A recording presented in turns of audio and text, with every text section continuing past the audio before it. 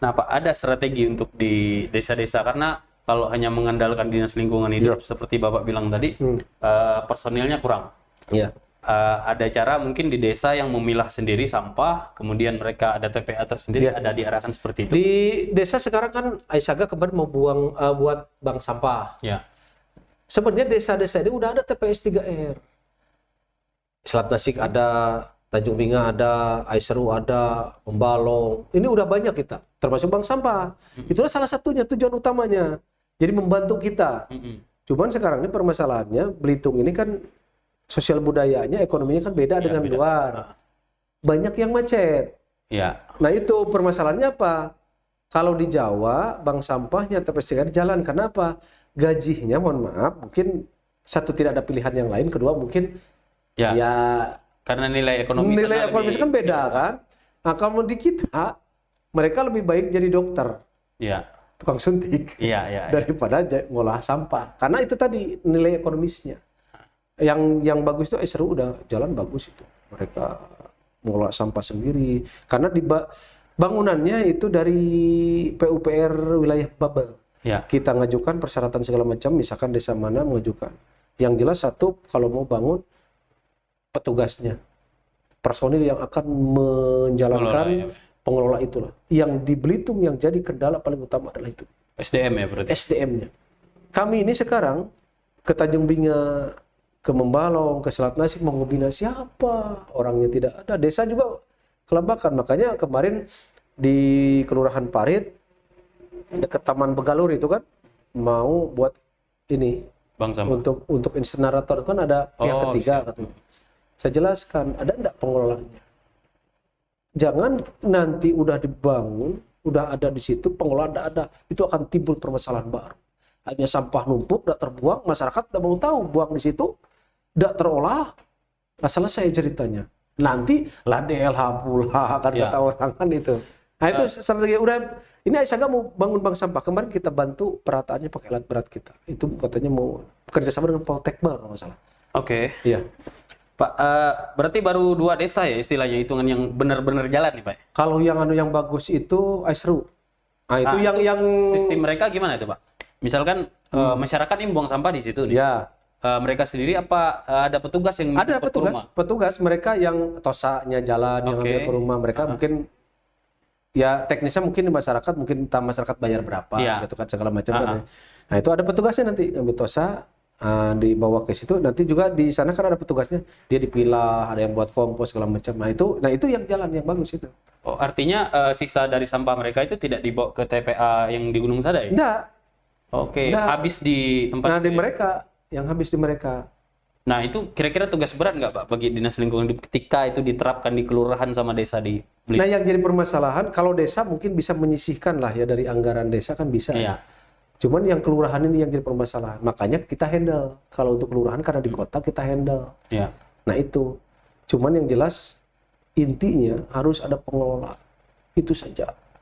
Tapi ini udah desa-desanya udah didesak Pak? Desanya sekarang Tanjung Rusa udah mau buat TPS 3R, tapi sekarang lagi pengajuan ini bangunan TPS 3R-nya. Karena kita kan enggak ada, itu kan tanggung jawab mereka nanti bangunannya jadi PUPR wilayah Babel ya, Kemen PUPR. Nah, kini diserahkan langsung ke desa lewat bupati biasanya. Jadi asetnya punya desa nanti. Itu full itu. Alat pencacah, alat apa segala macam itu. Tapi itu bisa menampung banyak ya, Pak? Banyak itu kalau untuk sampah desa terus terang saja bisa tertangani kalau cuma untuk desa. Pak, sebetulnya kalau semua desa jalan nih Pak ya, pengelolaan sampahnya, kemudian pemilahannya juga, tugas DLH di TPA hanya di kota berarti Pak? Ya, tinggal di kota. Artinya ketika seluruh desa mengakomodir nih Pak, akomodir tentang pengelolaan sampah, penumpukan tidak terjadi dong di TPA? Ya penumpukan sih pasti, karena kan 70% penduduk berkurang lah ya Pak ya? Cuman paling berkurang. Karena penduduk Belitung itu kan 70% hampir di Tanjung Peran, ini masalahnya juga itu. Nah itu tetap ada, cuman mungkin pengurangan. Tapi sekarang juga kita kerjasama lah nanti bagaimana kalau pengelolaan TPA itu peningkatan pengelolaannya jalan, nantinya misalkan Andalalin selesai, SMK selesai segala macam kan. Nanti ada bantuan dari pusat untuk peningkatan pengelolaannya. Karena itu kan ada dibangun nanti, ada bangunan itu kan ada 3 tahap nanti, 3 tahun kalau nggak salah. Nah itu kita bisa kerjasama mungkin dengan tadi yang dari luar untuk biolistriknya, untuk desa segala macam, untuk apa BBM apa di kayak sumber bahan untuk BBM, bahan bakar minyak. Nah itu kerjasama. Nah kalau kita udah fasilitasnya udah sip, udah ini baru mungkin kita bisa kerjasama dengan yang dari luar. Kalau sekarang kan kita nanti dari luar kita udah mau kerjasama, sementara fasilitas di TPA-nya kita masih sederhana kan. Nah ini kita terkendala di situ. Peningkatannya belum. Ya. Pernah Pak manggil seluruh desa? Bukan pernah lagi, malah turun kita. Ini kades lurah sekabupaten ini tadi. Oke. Sebelumnya juga. Jadi kalau saya rapat karena kan leading sektornya di DLH, tapi kan grassroots-nya kan tetap kades lurah kan. Iya. Nah, makanya setiap sosialisasi apa saya selalu panggil. Tadi tidak tahu apa, tapi kelihatannya tidak full tadi. Tidak full. Mungkin selat nasi dah. Kalau misalkan seluruhnya ini jalan sebenarnya aman ya Pak ya? Ya aman kalau sih aman sih enggak. Berkurang lah istilahnya. Paling berkurang. Tapi PR selama ini di sampah di desa itu menjadi PR pemerintah desa kan? Ya, makanya kita bagilah gawe saya bilang tadi kan desa bukan berarti kadesnya, bentuklah tim satgas. Anggaran desa itu kan biasanya kan saya kan dulu pernah di kecamatan kan, bisa untuk pemberdayaan masyarakat. Pakailah mungkin bisa dicuitkan kemarin ngobrol dengan tim insentif lah. Ya insentif kepada mereka mungkin ya kalau enggak full UMR ya paling tidak ya untuk ya gaji 1 juta ke atas atau tambahan lah ibarat dari mereka, selain kan itu enggak setiap hari sebenarnya. Kalau jalan mungkin 2 hari 3 hari, apalagi kalau udah dipilah. Yang membuat bau itu kan sampah itu kalau udah tercampur makanan, plastik, bungkus-bungkus itu yang cepat bau. Tapi kalau udah dipilah enggak. Makanya penyadaran ke masyarakat itu sekarang, 1 jangan buang sampah itu sembarangan, 2 pilah.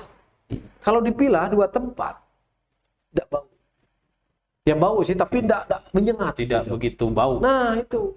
Pernah memberi reward Pak dengan pemerintah desa yang terbaik mengelola sampah, misalkan reward. Kita kan ada desa terbersih dan desa terkotor. Nah, setiap tanggal 1 Juli rapat paripurna kita umumkan. Tahun ini Tanjung Rusak kita.